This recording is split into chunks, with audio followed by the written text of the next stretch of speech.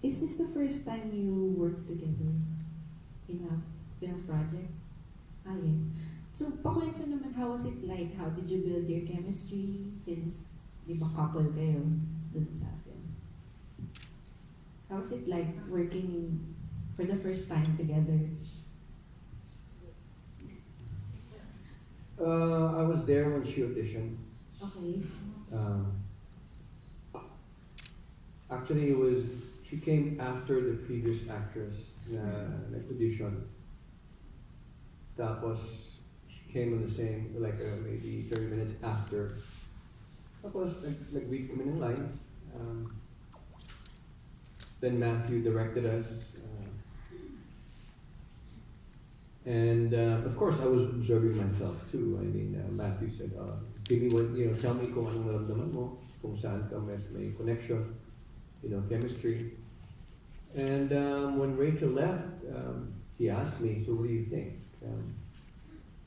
What do you think of and the other actress and Rachel?" And I said, the previous yung nakunang mag-audition, hindi ko na lang mabanggit yung name.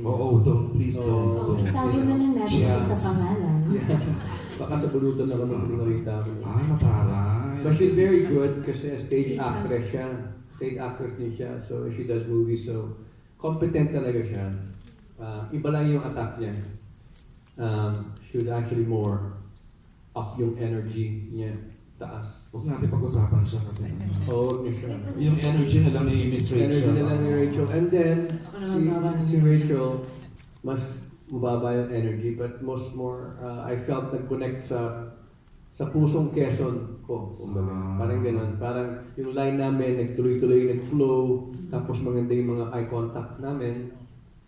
And then, kasi hindi ko naman ma-assess agad kasi tinanong agad sa akin ni Matthew, and I said, I have more, I feel her more, So, audition yan. What about the process of photography, the shoot?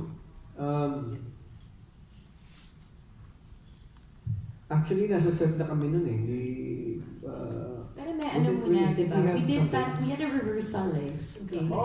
Sorry, I totally forgot about the rehearsal. Yeah, nagkaroon ng rehearsal process which they call slide cut. Noong una nga, so kung ano ba yung slide cut? so yung pala rehearsal, yun pala rehearsal yun ng camera para, di ba, hindi sayang sa oras kasi nahuli na nila yung mga gusto nilang mga angulo. And it also gives an opportunity for the actors to get when you read the script kasi maganda yung tempo yan di ba? Kailangan may batuhan, merong tone, di ba? Yung gusto ni Direk, minsan, he wants something lighter dito sa scene na to. Parang ito, gusto niya na parang more playful, yung mga ganon. So ako, parang ginawa kong, what I told myself at that point, kasi I'm so new, di ba, dito sa medium ng pelikula. So? Tagal mo na with us? Yes, pero kumambak lang talaga ako sa larawan. Prior to that, kasi award-winning larawan. Thank you. Mga 20 years na rin akong hindi nakagawa ng pelikula. So yung acting ko puro theater. So medyo hindi ko feel na kamado. Diba? Parang kinakabahan, gano'n. So ginawa ko, I was just an open vessel. Basically, I just didn't think anything was wrong or right. I just went in there and I just took all of what Matthew told me to do and took everything that Raymond suggested with no pride whatsoever, and I just did it. And naging maganda yung parang chemistry, I think, because I think a lot of people might not know si Aurora at si Manuel ay actually practically magkuya. 10 years ang agwat in age, and basically they kind of almost grew up together being very close relatives, and parang may ganung, although may playful quality, parang I follow yung asawa ko yung ganung bang dynamic. So nag-work because you're cousins. Because we are first cousins. So that's... Di ba spoiler yun? O alam ba yun sa history? It's not even mentioned in the movie at all. But that's an interesting fact because they are parang in a way, you will see in the film na they are so close, and they make decisions together. So yun yung naging dynamic. Ganda, interesting ano? Sarap pa panood. Miss Marinelle, you're good? Thank you. That's Okay. nice. May bilis lang akong question kasi na-intriga na ako dun sa dalawang writers natin. Di ba, ang hirap ng casting. How did you get the part to do the writing job ng isang napaka-interesting na kwentong ito, Janice? Well, with me, it started kasi yung... Paano kayo in-offer ni Matthew? Yeah, I've known them...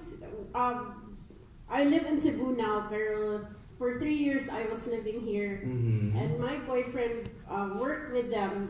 He edited for them like yung commercial projects nila and other things. And I think that's how we first met about 4 years ago. Nagsusulat ka na nun? You're a writer na talaga? Yes, screenwriter. And then he would always tell me before, like, when I would ask Matt if you had a film you wanted to really make, what would it be? Mm-hmm. And he brought this up to me, I think around the first year we met. And I had said, oh my God, I love period. Like my favorite genre is yung historical fiction, like to watch and to also write. So I actually kind of know about the story sa Quezon because my grandfather was very good friends with Sergio Osmeña Jr., the son of Vice President Sergio Osmeña. I-search mo ganyan, i-search So mo. my grandfather had mentioned something before na, there are a lot of prominent families in Cebu that look very Jewish, but they carry the Spanish last name because they acclimated. And I asked my grandfather, this was many years ago, why? Because he said President Quezon had done something for them. But like what Matt said, it's not in our textbooks, diba? In our history textbooks, we never hear about it. They only mention his accomplishments, like all these things, the laws that had happened. So I had heard about that and then kind of forgot about it for a while. And I think it was around New Year of 2000, end of 2017, going to 2018, that Ma'am Lori called me and said, we're finally making the Quezon film, and then would you want to help us with it?